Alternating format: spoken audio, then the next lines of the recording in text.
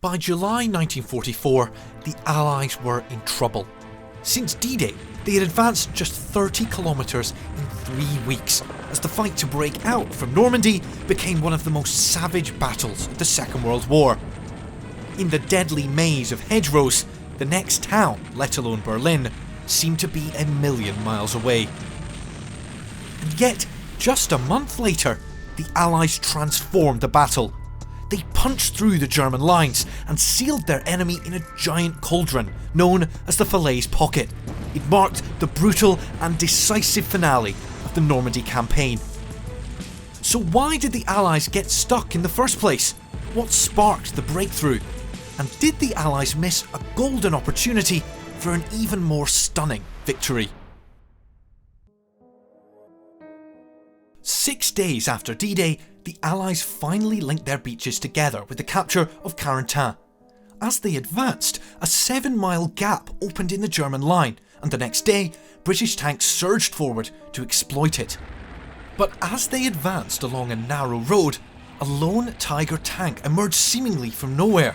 Its commander, Michael Wittmann, destroyed 10 tanks and 18 personnel carriers in just a few minutes. Thanks in part to his efforts, the British attack came to a halt soon after. The Allies' chance for a quick breakout in Normandy was gone. For Allied Ground Forces Commander Bernard Montgomery, this was a serious setback. Montgomery had promised his fellow commanders at Schaeff that the campaign in Normandy would take around 3 months, after which he expected the German forces to withdraw to defensive positions on the River Seine. To maintain that timetable, he had to capture 2 crucial cities. In the west, American troops aimed to cut the Cotentin Peninsula and capture Cherbourg, the only deep water port in the area. However, their part of the front was covered in thick hedgerows known as bocage, which were a defender's paradise. In the east, British and Canadian forces targeted Caen, a road and rail hub that had been an objective for D-Day itself. Unlike the American sector though, the terrain around Caen was an open plain with little to no cover. To make things more difficult, the British forces also faced political pressure.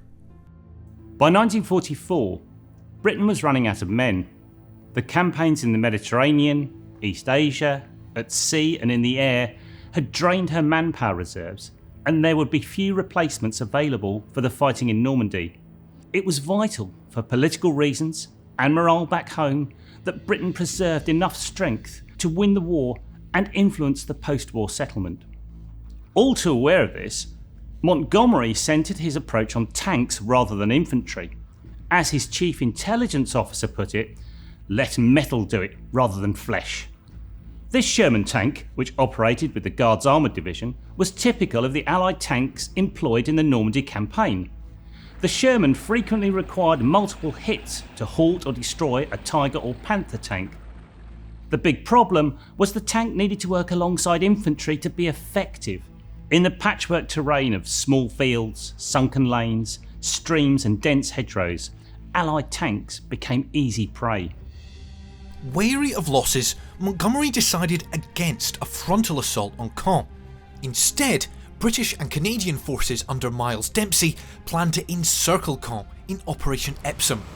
But beginning on the 19th of June, a great storm in the Channel delayed the attack and wrecked Allied supply lines. By the time Dempsey got going on the 26th, German reinforcements had arrived from the Eastern Front. The rains had turned the battlefield into a quagmire and robbed the Allied forces of their air support. Costly fighting ensued, but little ground was made. Dempsey then had to brace for a German counterattack, which began on the 29th. But the panzer divisions were committed piecemeal, and improving weather allowed Allied air power to play its part alongside naval guns and artillery. By the 1st of July, the battle was over, with neither side victorious. Though Epsom had failed to achieve many of its objectives, it did have a powerful effect on the German commanders. Army Group B's Erwin Rommel and OB West Gerd von Rundstedt had been forced to commit all their forces just to hold the line. It was now clear that the Allies could not be thrown back into the sea. In a meeting with Hitler, Rommel and von Rundstedt laid out their choices: withdraw, or risk destruction. But they did not get the answer that they wanted. Hitler forbade retreat. He told Rommel and von Rundstedt, "We must not allow mobile warfare to develop. Since the enemy surpasses us in mobility, everything depends upon us confining him to his bridgehead, and then on fighting a war of attrition to wear him down and force him back." This is the weapon that would come to symbolise that attritional fighting, the Nebelwerfer, a multi-barrelled rocket launcher. In the first 7 weeks of the campaign, approximately 70% of British and Canadian casualties were caused by German mortars and Nebelwerfers. The droning noise which heralded the rockets caused fear and terror amongst the Allied troops, who nicknamed them moaning minis or screaming mimes. At the same time as Dempsey's attacks, American forces under Omar Bradley were experiencing more success. On the 18th of June, they managed to cut the Cotentin Peninsula, isolating Cherbourg. With limited German forces in front of them, they began assaulting the city on the 22nd. Tough house-to-house fighting ensued, but with support from Allied warships off the coast, Cherbourg was in Allied hands by the 27th of June. However, as one American engineer put it, the port itself had seen the best planned demolition job in history. Repairing it would take time. As June ended, it was clear to the Allies that things were not going to plan. Apart from the capture of Cherbourg, they had advanced little since linking up the beaches on June 12th. This was primarily due to poor weather, difficult terrain, and stiffer than expected German resistance. Though his forces now numbered over 1 million troops and 170,000 vehicles, Montgomery didn't have enough space to utilise his advantage in mobility. Because of this, many at Scharfe were becoming increasingly impatient and critical of Montgomery. However, Montgomery was still certain he was winning the battle. Thanks to ultra intercepts, Montgomery knew that the German forces were sustaining heavy casualties, and, unlike the Allies, these losses were not being replaced. Hamstrung by Hitler's stand-fast orders, the German forces were locked into a battle of attrition they could not hope to win. Montgomery chose to take advantage. The British Second Army would function as a lure, drawing the concentration of German armoured divisions towards the east around Caen, thus enabling the American First Army to break out in the west. In early July, von Rundstedt was replaced as German commander by Günther von Kluge after Rundstedt reportedly confessed that the war was lost. He wasn't far off the mark. German forces were in headlong retreat in the east thanks to Operation Bagration, and though V-1 flying bombs were now falling on Britain by the thousand, these were not the war-winning weapons that Hitler had claimed them to be. Shortly afterwards, Rommel was injured in a strafing attack, and von Kluge assumed his responsibilities as well. Initially hopeful about his prospects, von Kluge soon reached the same grim conclusions as his predecessors. Nevertheless, he would carry out Hitler's orders and ensure that the Allies paid dearly for every foot of ground. After failing to encircle the city, Montgomery concluded that a more concentrated attack would be required to capture Caen. This was exactly the battle he had hoped not to fight. Dempsey's attack, codenamed Operation Charnwood, was preceded by a major bombardment from Allied heavy bombers, which reduced Caen to ruins. The bombing not only killed numerous civilians, but it had little effect on the defenders. When the attack began on the 8th of July, the British and Canadian forces took heavy casualties against increasingly exhausted German defenders. By the evening of the 9th, the northern half of Caen was finally in Allied hands, but the rubble-strewn streets and the losses incurred prevented them from exploiting their success. Meanwhile, in the west, Bradley's forces now targeted the road hub of Saint-Lô. Attacking through the worst of the hedgerows, the rate of advance was painfully slow. As Glover Johns of the 29th Infantry Division recounted, "Thus goes the battle. A rush, a pause, some creeping, a few isolated shots, some artillery fire, some mortars, some smoke, more creeping, another pause. dead silence. More firing, a great concentration of fire followed by a concerted rush. Then the whole process starts over again. It took the Americans 2 weeks just to get in sight of their objective. On the 18th of July, Saint-Lô finally fell into Allied hands, and 95% of the city had been destroyed in the fighting. That same day, Dempsey launched his most ambitious attack so far, Operation Goodwood. Preceded by another huge bombardment by more than 2,000 aircraft, the operation aimed to capture the high ground south of Caen. The British and Canadian forces found initial success and Allied tanks charged ahead. However, the German defences were of such a depth that by the afternoon the attack was already becoming bogged down. By the 20th of July, Goodwood was over.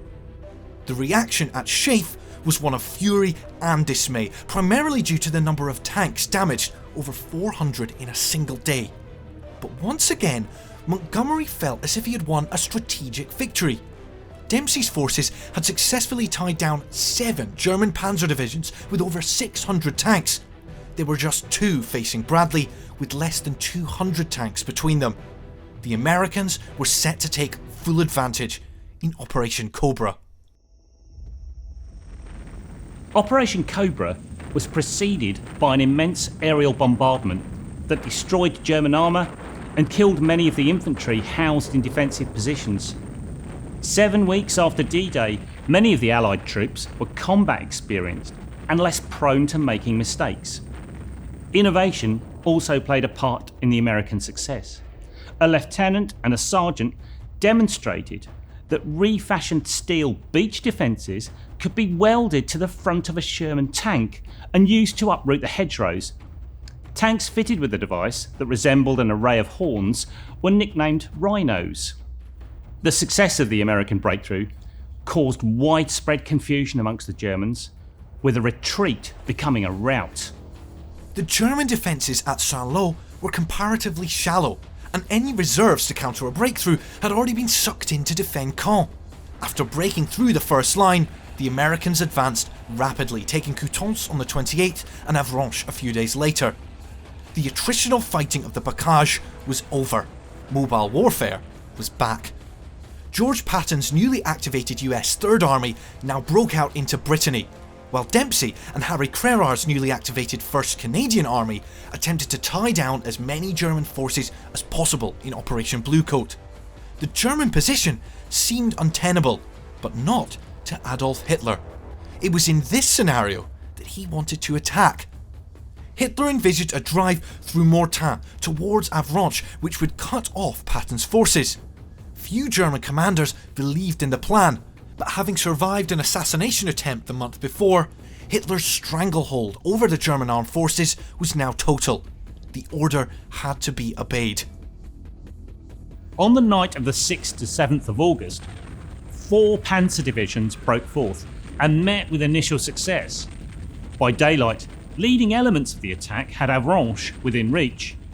However, the Allied troops defending the town fought tenaciously. An American battalion, which had been surrounded on a hill east of Mortain, called in heavy and accurate artillery fire on the attackers, while an attack by RAF Typhoon aircraft firing rockets, though not with consistent accuracy, had an unnerving effect on the German troops. By that evening, Kluge learned that fewer than half the tanks that began the attack were still operating, and he concluded the attack had failed. But Hitler ordered that the attack be prosecuted daringly and recklessly to the sea, regardless of the risk. The German units were in effect facilitating their own encirclement, attacking into the jaws of the Allied pincers that now threatened to surround them. By the 8th, Patton's forces had taken Le Mans and were heading north towards Alençon, while Canadian forces were pushing on from Caen towards Falaise. Then, on the 15th, Allied forces landed in southern France in Operation Dragoon. Hitler would later call this the worst day of his life. He relieved von Kluge of command and ordered a full-scale retreat, but it was far too late. All the Allies had to do was close the pocket, and an entire German army could be annihilated in the cauldron. It was a golden opportunity, but the Allies would fail to capitalise. The reasons for this failure are still a matter of debate, mainly over the town of Argenton. Patton had advanced quickly on the town, but his forces were stretched. With a sizable German presence in the area, Montgomery had believed that the Canadians would be able to reach it first and place the city in the Canadian operational zone. But when they instead got bogged down in the ruins of Falaise, Patton was refused permission to attack Argentan himself. In the meantime, tens of thousands of German troops escaped through the 10-mile gap between them. Eventually, on the 19th of August, American and Polish units linked up near the town of Chambois, but they were in for the fight of their lives to hold the pocket closed and trap the German forces. Two battle groups of the Polish 1st Armoured Division had taken the northern peak of Mont Ormel Ridge, a blocking position overlooking the German forces' final escape route. The Germans, in the gradually closing pocket, fought desperately to keep their escape route open. The attack was repulsed. The Polish defenders held on to their positions. When darkness fell, the Germans began moving east on roads clogged with wreckage, passing through burning villages whilst trying to maintain cohesion and discipline. The following morning, when the fog lifted, the Poles on Mont Ormel saw the plain crawling with German columns. Artillery pulverised the moving mass, but light rain, which became a downpour, kept Allied aircraft on the ground. Exhausted and low on ammunition, the Poles were finally relieved by Canadian forces on the 21st of August. In the end, while around 50,000 Germans escaped the pocket, another 60,000 were either killed or taken prisoner inside it by the 22nd of August. Touring the ground after the battle, Eisenhower said that the scene could be described only by Dante. It was literally possible to walk for hundreds of yards at a time, stepping on nothing but dead and decaying flesh. On the 25th of August, Paris was liberated, and by the end of the month, the Germans had withdrawn to the Seine, exactly as predicted, 3 months after D-Day. And with that, Operation Overlord was over. For the people of Normandy, their liberation proved to be both a source of triumph and devastation. The conclusion of 4 years of Nazi rule brought freedom, but at the tragic cost of over 20,000 civilian deaths and the displacement of hundreds of thousands more. The Allies had suffered just over 200,000 casualties over the course of the campaign, while the Germans had suffered close to 300,000 killed, wounded or captured. The campaign in Normandy was not the one the Allies had expected to fight. The casualty rates, caused by the nature of the terrain and the tenacity of the German defence, were comparable to those of the First World War. However, the Germans had suffered terribly too, both before and after the closing of the Falaise Pocket. In combination with the Soviet Operation Bagration, the German army had been dealt a death blow. But for all their success, the advance into Germany wouldn't be an easy one. Subsequently, the Allied advance would falter because of the absence of a functioning port. Every replacement soldier and all the material of war had to be hauled from the Normandy beaches. Germany had suffered a defeat, but the war was far from over.